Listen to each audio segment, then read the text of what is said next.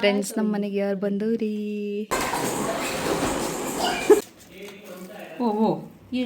Hello friends, welcome back to my channel. Good morning friends. Last ವ್ಲಾಗಲ್ಲಿ ಹೇಳ್ದಂಗೆ ನಮ್ಮ ಮನೆಗೆ ಯಾರು ಗೆಸ್ಟ್ ಬರ್ತಾ ಇದ್ದಾರೆ ಅಂತ ಹೇಳ್ಬಿಟ್ಟು ಕಮೆಂಟ್ ಮಾಡಿ ಅಂತ ಹೇಳಿದ್ದೆ. ತುಂಬ ಜನ ಕಮೆಂಟ್ ಮಾಡಿದ್ದೀರಾ. ಆ್ಯಂಡ್ ಈ ವ್ಲಾಗಲ್ಲಿ ಅದಕ್ಕೆ ನಿಮ್ಗೆ ಯಾರು ಅಂತಲೂ ಹೇಳ್ತೀನಿ. ನಿನ್ನೆ ಸಂಜೆ ಹೊತ್ತು ಏನೇನೋ ಒಂದಷ್ಟು ಕ್ಲಿಪ್ಪಿಂಗ್ಸ್ ತೊಗೊಂಡಿದ್ದೆ, ಅದನ್ನು ಇವಾಗ ಶೇರ್ ಮಾಡ್ತಾ ಇದ್ದೀನಿ. ಸ್ವಲ್ಪ ಲಾಸ್ಟ್ ಟೈಮ್ ತಂದಿದ್ದು ಆಲೂಗಡ್ಡೆನಲ್ಲಿ ಒಂದು ಆಲೂಗಡ್ಡೆ ಸ್ವಲ್ಪ ಮೊಳಕೆ ಬಂದಂಗೆ. ಸರಿ, ನೀವು ಕೂಡ ವ್ಲಾಗಲ್ಲಿ ಕೇಳ್ತಾ ಇದ್ರಿ ಹೇಗೆ ಆಲೂಗಡ್ಡೆನ ಬೆಳೆಸಿದ್ರಿ ಅಂತ ಹೇಳ್ಬಿಟ್ಟು ಶೇರ್ ಮಾಡಿ ಅಂತ. ಹಾಗಾಗಿ ಫಸ್ಟ್ ಅದನ್ನು ಇವಾಗ ಶೇರ್ ಮಾಡ್ತೀನಿ. ಫ್ರೆಂಡ್ಸ್ ನೋಡಿ, ಈ ಥರ ಬಂದಿರಬೇಕು ನೋಡಿ. ಬಟ್ ಇದು ಆ್ಯಕ್ಚುಲಿ ನಮ್ಗೆ ಗೊತ್ತಿಲ್ಲ ಇದು ಎಷ್ಟು ಪರ್ಸೆಂಟೇಜ್ ಚೆನ್ನಾಗಿ ಬರುತ್ತೆ ಏನು ಅಂತ. ಬಿಕಾಸ್ ಇದು ಸ್ವಲ್ಪ ಹಸಿಯಾಗಿಲ್ಲ ನೋಡಿ ಆಲೂಗಡ್ಡೆ. ಆ್ಯಂಡ್ ಇದರ ಚಿಗುರು ಏನಿದೆ ಅಥವಾ ಇದು ಮೊಳಕೆ ಬಂದಿದೆ, ಅದು ಕೂಡ ಅಷ್ಟು ಫ್ರೆಶ್ ಆಗಿಲ್ಲ. ಚೆನ್ನಾಗಿ ಬರುತ್ತೋ ಇಲ್ವೋ ಅಂತ ನನಗೂ ಡೌಟ್ ಇದೆ. ಬಟ್ ಫ್ರೆಶ್ ಆಗಿ ಮೊಳಕೆ ಬಂದಿರೋದನ್ನು ಹಾಕಿ ಆಯಿತು. ನೀವು ಇದು ಹೇಗೆ ಬರುತ್ತೆ ಅಂತ ನೋಡ್ತೀನಿ ನಾನು. ಚೆನ್ನಾಗಿ ಬರದೇ ಇದ್ದರೆ ಬೇರೆ ಹಾಕಬೇಕು. ಆ ಥರ ಒಬ್ಬರು ಕೇಳಿದ್ರಿ ಕಮೆಂಟಲ್ಲಿ ಆಲೂಗಡ್ಡೆನ ಯಾವ ಥರ ಹಾಕಿರೋದು ಅಂತ. ಈ ಥರ ಇದೆ ಅಲ್ಲ, ಇದರ ನೋಡಿ ಇಷ್ಟು ಕಟ್ ಮಾಡಿದ್ದೀನಿ ನೋಡಿ. ಇಷ್ಟು ಕಟ್ ಮಾಡಿಬಿಟ್ಟು ನೆಲದಲ್ಲಿ ಮಣ್ಣಲ್ಲಿ ಇಟ್ಬಿಟ್ಟು ಮುಚ್ಚಿದ್ರೆ ಆಯಿತು. ಈ ಕಡೆಯಿಂದನೂ ತೆಗಿಬೋದು ಆ್ಯಂಡ್ ಇಲ್ಲಿಂದನೂ ತೆಗಿಬೋದು, ಇಲ್ಲಿಂದ ಕೂಡ ತೆಗಿಬೋದು. ಈ ಥರ ಕಣ್ಣೆಲ್ಲೆಲ್ಲಿ ಬಂದಿದೆ ಇದಕ್ಕೆ, ಈ ಥರ ಮೊಗ್ಗೆಲ್ಲಿ ಬಂದಿದೆ ಅದನ್ನೆಲ್ಲ ತೆಗಿಯೋದು. ಫಸ್ಟ್ ನಾನು ಇಷ್ಟು ದೊಡ್ಡ ಗ್ರೋ ಬ್ಯಾಗ್ ತೊಗೊಂಡಿದ್ದೀನಿ. ಸ್ವಲ್ಪ ಅಡಿನಲ್ಲೇ ಹಾಕೋಣ ಅಂತ ಅಂದ್ಕೊಂಡೆ ಇವಾಗ. ಹಾಗಾಗಿ ತುಂಬ ಮಣ್ಣು ಕೂಡ ತುಂಬಿಸಿಲ್ಲ, ಬಿಕಾಸ್ ಆಮೇಲೆ ಮೇಲ್ಗಡೆಯಿಂದ ತುಂಬಿಸ್ಕೊಂಡು ಹೋಗ್ಬೋದು ಅಂತ. ಈ ಥರ ಇಟ್ಟು ಇದರ ಮೇಲ್ಗಡೆಯಿಂದ ಮಣ್ಣು ಹಾಕಿದ್ರೆ ಆಯಿತು. ತುಂಬ ಮುಚ್ಚಬೇಕು ಅಂತಲೂ ಇಲ್ಲ, ಈ ಥರ ಸ್ವಲ್ಪ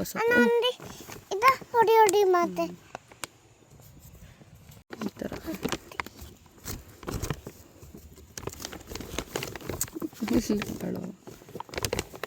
ಇದು ಚೆನ್ನಾಗಿ ಬರದೇ ಇದ್ದರೆ ಅಕಸ್ಮಾತ್ ನಾನು ಬೇರೆ ಹಾಕ್ತೀನಿ. ಯಾಕೆ ಅಂತ ಹೇಳಿದ್ರೆ ಇದು ಸ್ವಲ್ಪ ಹೆಲ್ದಿ ಆಗಿಲ್ಲ ನೋಡಿ. ಕಿತಾಪತಿ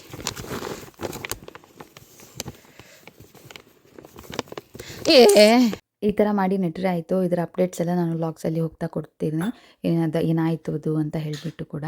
ಹಾಗೆ ಅದಾಗಿದ ನಂತರ ನನ್ನ ಹಸ್ಬೆಂಡ್ ಕೂಡ ಒಂದು ಸ್ವಲ್ಪ ಕೆಲಸ ಇದೆ ಅಂತ ಹೇಳ್ಬಿಟ್ಟು ನಮ್ಮ ಮನೆ ಹತ್ರ ಒಂದು ಶಾಪ್ ಹತ್ರ ಹೋಗಬೇಕು ಅಂತ ಹೇಳಿ ಹೊರಟರು. ಬೈಕಲ್ಲಿ ಹೋಗ್ತಿರೋದ್ರಿಂದ ಅವಳಿಗೆ ಹೋಗೋಕ್ಕೆ ತುಂಬಾ ಇಂಟ್ರೆಸ್ಟು. ಹಾಗಾಗಿ ನಾನು ಬರ್ತೀನಿ ಅಂತ ಹೇಳೋಕ್ಕೆ ಶುರು ಮಾಡಿದ್ಲು. ಬೈಕ್ ಸೌಂಡ್ ಕೇಳ್ತಿದ್ದ ತಕ್ಷಣವೇ ಅವಳು ಕೂಡ ನಾನು ಬರ್ತೀನಿ ಅಂತ ಹೊರಟ್ಲು. ಸರಿ, ಇನ್ನೇನೋ ಒಂದು ಸ್ವಲ್ಪ ರೋಡ್ ತನಕ ಹೋಗ್ಬಿಟ್ಟು ಮತ್ತೆ ವಾಪಸ್ ಬರೋಣ ಅಂತ ಹೇಳ್ಬಿಟ್ಟು ನಾವು ಕೂಡ ಹೊರಟ್ವಿ.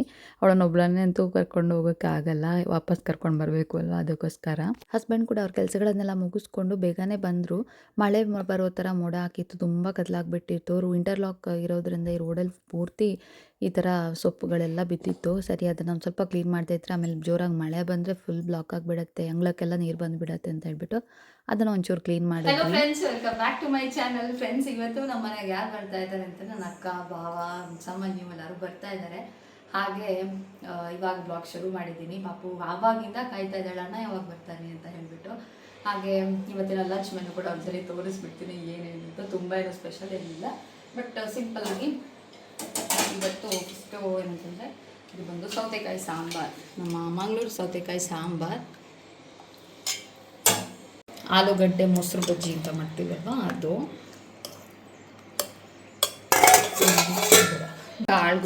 ಕಾಳುಗೊಜ್ಜು ಕಾಳು ಪಲ್ಯ ಏನು ಹೇಳ್ಬೋದು.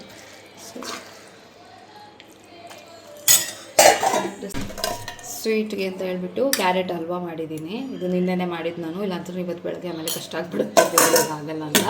ಸೊ ಅದ್ರ ಜೊತೆಗೆ ಒಂದು ಸ್ವಲ್ಪ ಸಂಡಿಗೆ. ಇದಿಷ್ಟು ಇವತ್ತಿನ ಲಂಚ್. ಮಜ್ಜಿಗೆ ಮೊಸರು ಅದೆಲ್ಲ ಹೆಂಗೆ ಇರುತ್ತಲ್ಲ, ಉಪ್ಪಿನಕಾಯಿ ಎಲ್ಲ. ಸೊ ಇದಿಷ್ಟು ಇವಾಗ ಮಧ್ಯಾಹ್ನಕ್ಕೆಲ್ಲ ರೆಡಿ ಆಯಿತು ಅಡುಗೆ ಎಲ್ಲ. ಇನ್ನೇನು ಅವ್ರು ಬರೋದಕ್ಕೆ ವೆಯ್ಟ್ ಮಾಡ್ತಾ ಇದ್ವಿ. ಸ್ವಲ್ಪ ಬೇಗನೆ ಎಲ್ಲ ಕೆಲಸ ಮುಗಿಸ್ಕೊಂಡೆ ಆಮೇಲೆ ಸ್ವಲ್ಪ ಹೊತ್ತಾದರೂ ಮಾತಾಡೋಕ್ಕೆ ಸಿಗುತ್ತೆ ಅಂತ ಹೇಳ್ಬಿಟ್ಟು. ಇಲ್ಲಾಂತಂದರೆ ಅಡುಗೆ ಮಾಡ್ಕೊಂಡು ಅದೇ ಇರಬೇಕು, ನಂಗೆ ಮಾತಾಡೋಕ್ಕೇ ಆಗಲ್ಲ, ಫ್ರೀ ಟೈಮ್ ಸಿಗಲ್ಲ ಅಂತ ಹೇಳ್ಬಿಟ್ಟು ಬೇಗನೆ ಮಾಡಿಕೊಂಡೆ. ಇವತ್ತು ನಮ್ಮ ಮನೆಯಲ್ಲಿ ಎಲ್ಲರೂ ಫಂಕ್ಷನ್ ಬೇರೆ ಹೋಗಿದ್ದಾರೆ, ಅಲ್ಲಿನೂ 3 ಗಂಟೆ ಹಂಗೆ ಬರ್ತಾರೆ. ಬಟ್ ನಾನು ಅಂತಾಗಿ ಎಲ್ಲರೂ ಇದ್ದೀವಿ.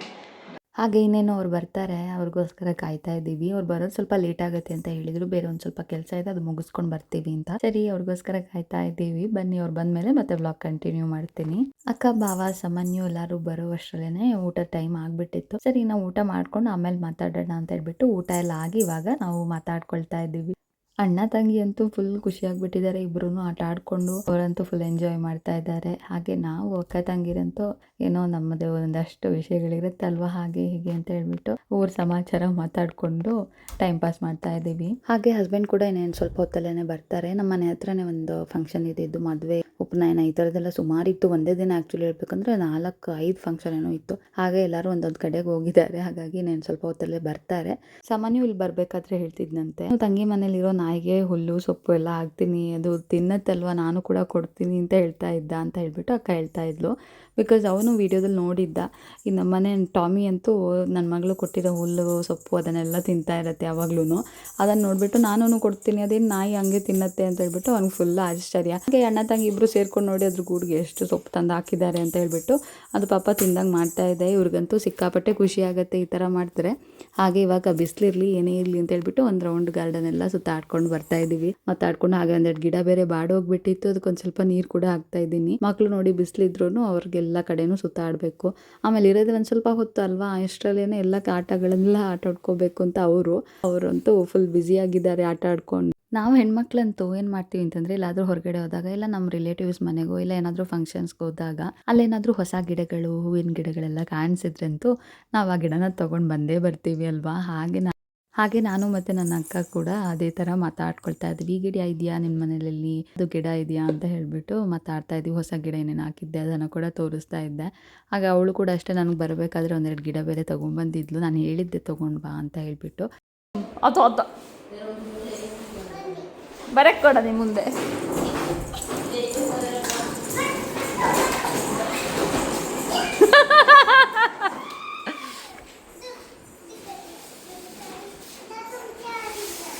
ಇನ್ನೇನು ಹಸ್ಬೆಂಡ್ ಕೂಡ ಬಂದರು ಅಷ್ಟರಲ್ಲಿ. ಅವ್ರು ಬೇರೆ ಬರ್ತಾ ಏನೋ ಐಸ್ ಕ್ರೀಮ್ ಏನೋ ತೊಗೊಂಬಂದಿದ್ರು. ಸೊ ಅದನ್ನೆಲ್ಲರೂ ಒಂದು ರೌಂಡ್ ತಿಂದುಬಿಟ್ಟು ಇವಾಗ ಮಾತಾಡ್ತಾ ಕೂತಿದ್ದಾರೆ. ಹಸ್ಬೆಂಡ್ ಮತ್ತು ಭಾವ ಅಂತೂ ಫುಲ್ ಮಾತಾಡ್ಕೊಂಡು ಬ್ಯುಸಿ ಆಗಿಬಿಟ್ಟಿದ್ದಾರೆ. ಈ ಕಡೆ ಮಕ್ಕಳು ಅವ್ರ ಪಾಡಿಗೆ ಅವರು ಆಟ ಆಡ್ತಾ ಇದ್ದಾರೆ. ಆ್ಯಂಡ್ ನಾನು ಒಂದು ಸ್ವಲ್ಪ ಸಂಜೆ ಸ್ನ್ಯಾಕ್ಸ್ಗೆ ಅಂತ ಹೇಳ್ಬಿಟ್ಟು ಗೋಳಿ ಬಜೆ ಮಾಡೋಣ ಅಂತ ಅಂದ್ಕೊಂಡಿದ್ದೆ.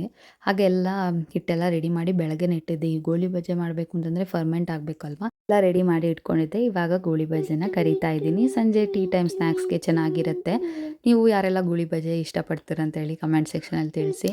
ನಾನು ಜಾಸ್ತಿಯಾಗಿ ಇದನ್ನು ಮಾಡಿಲ್ಲ, ಇದು ಸೆಕೆಂಡ್ ಟೈಮ್ ಅನಿಸುತ್ತೆ ನಾನು ಮಾಡಿರೋದು. ಹಾಗೆ ಈ ಕಡೆ ಗೋಳಿ ಬಜೆ ಚಟ್ನಿ ಎಲ್ಲನೂ ರೆಡಿ ಮಾಡಿಕೊಂಡೆ. ಆ್ಯಂಡ್ ಇವಾಗ ಗೋಳಿ ಬಜೆ ಕೂಡ ಬಿಸಿ ಬಿಸಿಯಾಗಿ ರೆಡಿ ಆಗ್ದಂಗೆ ಎಲ್ಲ ಕಾಫಿಗೆಲ್ಲ ರೆಡಿ ಮಾಡ್ಕೊಳ್ತಾ ಇದ್ದೀನಿ. ಈ ಗೋಳಿ ಬಜೆ ಯಾರಿಗೆಲ್ಲ ಇಷ್ಟ ಅಂತ ಹೇಳ್ಬಿಟ್ಟು ಕಮೆಂಟ್ ಮಾಡಿ ತಿಳಿಸಿ. ಆ್ಯಂಡ್ ಇದರ ರೆಸಿಪಿ ನಾನು ನೆಕ್ಸ್ಟ್ ಟೈಮ್ ಶೇರ್ ಮಾಡ್ತೀನಿ ಆಯಿತಾ, ಯಾವತ್ತಾದರೂ ಇನ್ನೊಂದ್ಸಲಿ ಮಾಡಿದಾಗ. ಇವತ್ತು ನಾನೇನು ವೀಡಿಯೋಸ್ ಎಲ್ಲ ಮಾಡ್ಕೊಂಡಿರಲಿಲ್ಲ, ಯಾಕೆಂತಂದರೆ ಸ್ವಲ್ಪ ಹರಿಬರಿನಲ್ಲಿ ಎಲ್ಲ ರೆಡಿ ಮಾಡ್ಕೊಂಡಿದ್ದೆ. ಇನ್ನು ವೀಡಿಯೋ ಎಲ್ಲ ಮಾಡ್ಕೊಂಡಂದರೆ ಲೇಟ್ ಆಗುತ್ತೆ ಅಂತ ಹೇಳ್ಬಿಟ್ಟು ಮೊದಲನ್ನೆಲ್ಲ ರೆಡಿ ಮಾಡ್ಕೊಂಡಿದ್ದೆ. ವೀಡಿಯೋಸ್ ಎಲ್ಲ ಏನೂ ಮಾಡ್ಕೊಂಡಿರಲಿಲ್ಲ. ಹಾಗೆ ನೋಡಿ ಇವಾಗ ಬಿಸಿ ಬಿಸಿ ಆಗಿರುವಂಥ ಗೋಳಿ ಬಜೆ ಕೂಡ ರೆಡಿ ಆಯಿತು. ಟೇಸ್ಟ್ ಮಾತ್ರ ಚೆನ್ನಾಗಿತ್ತು, ಎಲ್ಲರಿಗೂ ಇಷ್ಟ ಆಯಿತು. ಆ್ಯಂಡ್ ಇಷ್ಟಪಟ್ಟು ತಿಂದಿದ್ದು ನನಗೆ ತುಂಬ ಖುಷಿ ಆಯಿತು ಆಯಿತಾ. ನೋಡಿ ಈ ಥರ ಫ್ಲಫಿಯಾಗಿ ಚೆನ್ನಾಗಿ ಬಂದಿತ್ತು. ಚಟ್ನಿ ಕೂಡ ಮಾಡಿದ್ದೆ. ಗೋಳಿ ಬಜೆಗೆ ಯಾವತ್ತೂ ಚಟ್ನಿ ತುಂಬ ಚೆನ್ನಾಗಿರುತ್ತೆ. ಆ್ಯಂಡ್ ಮಧ್ಯಾಹ್ನನೇ ಸಾಂಬಾರು ಕೂಡ ಮಾಡಿದ್ದೆ ಅಲ್ವಾ, ಅದು ಕೂಡ ಇತ್ತು. ಯಾರಿಗೆ ಯಾವ್ದು ಇಷ್ಟ ಆಗುತ್ತೆ ಅದನ್ನು ಹಾಕ್ಕೊಂಡು ತಿನ್ಬೋದು ಅಂತ ಹೇಳಿ. ಸೊ ಕಾಫಿ ಕೂಡ ರೆಡಿ ಮಾಡ್ತಾ ಇದ್ದೀನಿ. ಅದು ಅಲ್ಲದೆ ತಂಗಿನ ಕರ್ಕೊಂಡು ಹೋಗೋಕ್ಕೆ ಅಪ್ಪ ಕೂಡ ಬರ್ತೀನಿ ಅಂತ ಹೇಳಿದರು ಸಂಜೆ.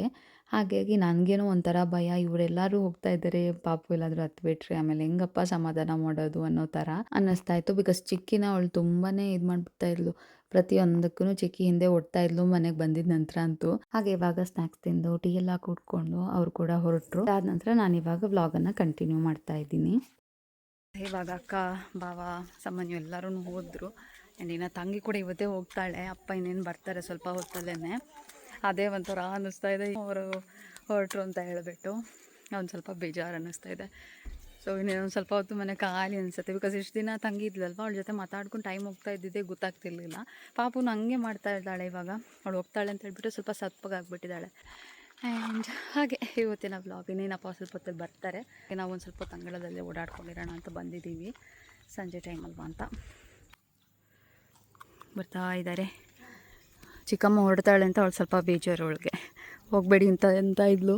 ಬಟ್ ಆಮೇಲೆ ಅವಳಿಗೂ ಸ್ಕೂಲ್ಗೆ ಹೋಗೋಕ್ಕಿದೆ ಅಂತ ಹೇಳಿದ್ದೀನಿ. ಹಾಗಾಗಿ ಅವಳು ಸರಿ ಅಂತ ಅಂದಿದ್ದಾಳೆ. ಇವಾಗ ಗೊತ್ತಿಲ್ಲ ಏನು ಅಂತ.